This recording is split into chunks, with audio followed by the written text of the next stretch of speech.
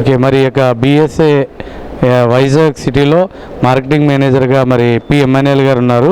మరి ఈ యొక్క ఎగ్జిబిషన్ కోసం ఇది ఎప్పటి నుంచి స్టార్ట్ అయింది అన్ని విషయాలు కూడా ఆయన మనతో పంచుకుంటారు. చెప్పండి సార్. మరి ఎగ్జిబిషన్ ఫిబ్రవరి 14వ తారీఖు నుంచి ప్రారంభమైంది. ప్రతిరోజు 10 గంటల నుంచి 8 గంటల వరకు ప్రారంభించబడింది.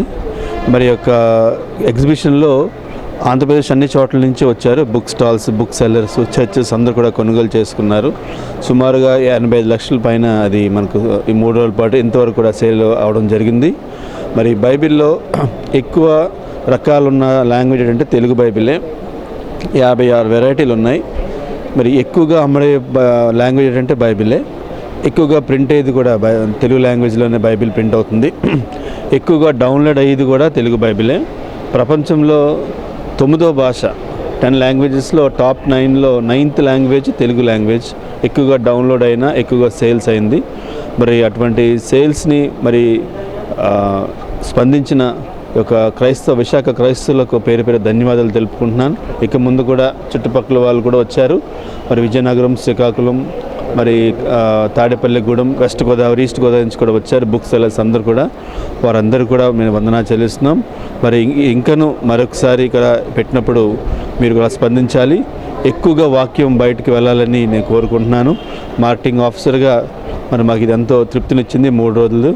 మరి సహకరించిన వారందరికీ కూడా పేరు ధన్యవాదాలు తెలుస్తున్నాం. నా పేరు reverend Vincent Raj Kumar, London mission memorial CSS సంఘపక్షంగా మరి నేను ఇక్కడికి వచ్చినాను. గత మరి 2 రోజుల నుంచి జరుగుతున్న యొక్క బైబిల్ మెగా సేల్ ఎగ్జిబిషన్లో రావడానికి దేవుడు నాకు కృప చూపించున్నాడు. నిజంగా ఎంతో ఆకర్షణీయంగా దైవికమైన ఆలోచనలతో మరి నిర్మాణం చేయబడిన యొక్క బైబిల్ సొసైటీ పక్షముగా మరి ఇక్కడ ఇన్ని రకాలైన బైబిల్స్ రావడానికి ముఖ్య కారణం ఏమిటంటే మరి సాధారణంగా మనిషి ఆకర్షింపబడుతుంటాడు రకరకాల విధాలుగా. మరి ఈరోజు ఆ బైబిల్ని అర్థం చేసుకోవడానికి మరి ఇక్కడ అనేక మంది దైవజనులు, భక్తులు, మరి థియాలజియన్స్ రచించిన మరి కామెంటరీసే కానీ బైబిల్సే కానీ రకరకాల విధాలుగా వర్షన్స్తో మరి చిన్నపిల్లలు మొదలుకొని పెద్ద వరకు మరి వృద్ధాపదేశ వరకు మరి అనేకమైన ప్రింట్స్తో, అనేకమైన ఫాంట్స్తో చక్కగా మరి బైబిల్ని ప్రింట్ చేయడం జరిగింది. అనేకమైన కాపీస్ కూడా ఇక్కడ ఉన్నాయి. ప్రాముఖ్యంగా మరి నేను మరి లండన్ మిషన్ సంఘంలో పరిచయం చేస్తున్నాను.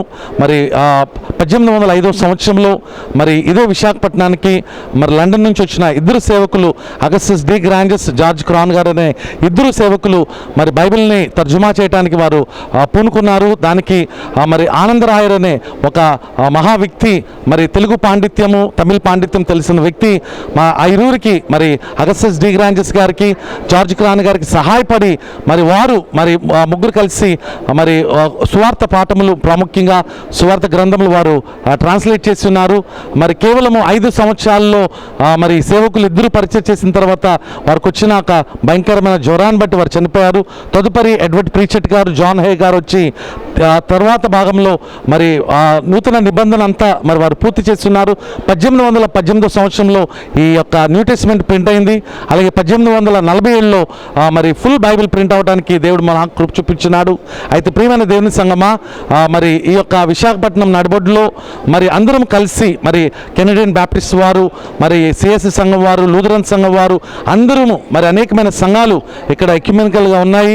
మరి అందరికీ ఆదర్శంగా ఉండటానికి క్యూఎంబీ చర్చ్లో, క్విక్ మెమోరియల్ బ్యాప్టిస్ట్ చర్చ్లో యొక్క ఎగ్జిబిషన్ జరుగుతుంది. మరి అందరి దగ్గర బైబిల్ ఉంది, కానీ ఆ బైబిల్ అందరికీ అర్థం కాదు. మరి అర్థం కావాలంటే ఖచ్చితంగా మరి ఇక్కడున్న అనేకమైన పుస్తకాలు ఉన్నాయి, కమెంటరీస్ ఉన్నాయి. కేవలం దైవజనులు మాత్రమే కాదండి చదవవలసింది, ప్రతి వారు ఇక్కడ ఉన్న వారు అందరూ చదవలసిందిగా ప్రార్థనాపూర్వకంగా కోరుకుంటున్నాను. దేవుడు మిమ్మల్ని, మీ కుటుంబాలని దేవుడు దీవించాలని కోరుకుంటూ, ప్రాముఖ్యంగా మరి ఈ యొక్క బైబిల్ సొసైటీ ఆక్సిలరీ ఆంధ్రప్రదేశ్ పక్షంగా మరి జాన్ విక్రమయ్య గారికి, అలాగే వారి యొక్క స్టాఫ్ మెంబర్స్కి, ప్రాముఖ్యంగా ఇక్కడున్న ప్రతి సేవకులకి నా హృదయపూర్వక వందనాలు తెలియజేసుకుంటూ ఈ నా మాటలు ముగిస్తాను. దేవుడు మిమ్మల్ని, మీ కుటుంబాలను దేవుడు దీవించి మహింపరచును గాక. Amen. Thank you so much. God bless you. నేను చాలా నేర్చుకున్నానండి. ఏంటంటే కొన్ని తెలియనివి బైబిల్ విషయాల్లో నేను చాలా తెలుసుకున్నాను. దాని తర్వాత చాలామంది నా దగ్గరకు వచ్చి కొన్ని బైబిల్ లేకపోయినా కొన్ని ఇక్కడ మేము చూసాము, సంపాదించుకున్నాం, కొంచెం రేట్లు కూడా మరి తక్కువగానే ఉన్నాయి అనేసి చెప్పారు. తర్వాత ఎక్కడెక్కడి నుంచో వచ్చే మనిషి కూడా తాడేపల్లిగూడెం నుంచి, తర్వాత కాకినాడ నుంచి, భీమవరం నుంచి కూడా వచ్చి తీసుకొని వెళ్ళారు. మరి ఇలాగా ఎగ్జిబిషన్ పెట్టడం వల్ల చాలామందికి ఉపయోగకరంగా ఉంటుందండి. కొంచెం పిల్లలకి బుక్స్ అవి కూడా చాలా బాగున్నాయి. తర్వాత ఈసారి ఎక్కువ బుక్స్ అవి పెట్టారు, బాగానే ఉన్నది అనేసి చాలామంది కూడా చెప్పారు.